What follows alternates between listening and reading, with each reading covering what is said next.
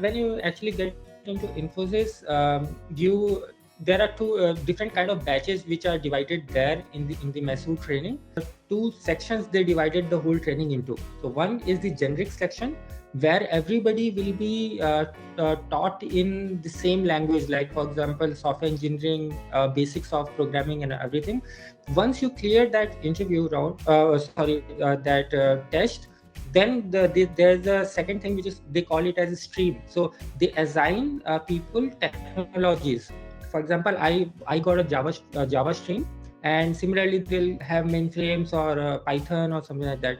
So uh, when I talk about fast track, what happens generally is if you are scoring more than 80% in the first attempt of generic test, then they consider, or Infosys consider, that these guys can be the cream layer of Infosys, and then they generally put you into fast track batch, and then you basically will be the first one out of all your friends to go into the production and get to work on the live projects.